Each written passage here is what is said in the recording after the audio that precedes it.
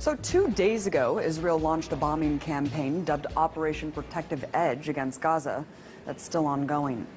But despite the horrors on the ground, the mainstream media seems to only be telling one side of the story. Take a look at this. From the Wall Street Journal, Israeli air defense intercepts more rockets as fighting continues. And the LA Times goes on to declare that Palestinian rockets reach farther into Israel. And lastly, the New York Times makes it seem like there's an equal playing field by stating Israel and Hamas simply exchange fire. Well, I guess I really can't expect more from a media apparatus that essentially works as stenographers for the U.S. government. Let's take a listen to what the issue is being framed by the White House.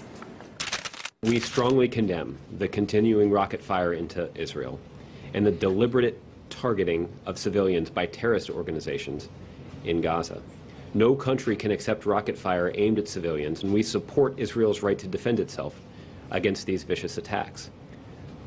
At the same time, we appreciate the call that Prime Minister Netanyahu himself has made publicly to act responsibly. Wait, what? Acting responsibly? I must be in the twilight zone, because to me, the collective punishment of an entire population is the opposite of responsible. So, what's the reality on the ground? Well, just in the last 24 hours, Israeli forces have conducted airstrikes that have struck 160 sites in Gaza, according to the IDF. In total, 550 sites have been bombed. And considering the fact that Gaza is one of the most densely populated places on Earth, with over 1 million inhabitants, any aerial strike conducted in the region almost certainly means civilian deaths.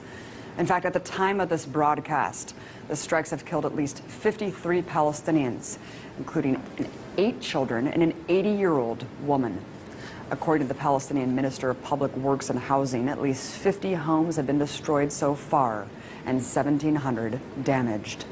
So when the IDF talks about hitting, quote, Hamas targets, remember that Hamas is the democratically elected leadership of Gaza, which could mean any government building or social services for Palestinians. So while the U.S. government can go on and on about Israel's right to defend itself, take heed of the increasing death toll in Gaza and the fact that no Israelis have yet died as a result of Hamas rockets. Look, I denounce deadly force on both sides. But it's important to not frame this as a cycle of violence that's equal. One is the colonizer-oppressor, the other, the colonized oppressed.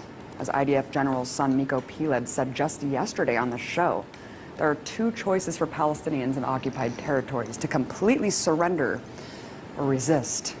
And resistance is what we're seeing now. I'm sick of my Palestinian friends losing their friends and family every time Israel goes on the offense against innocent people living in an open-air prison. So if demolishing homes, conducting mass arrests, and bombing civilians is, quote, responsible, I shudder to think how many people have to die in order to define irresponsible.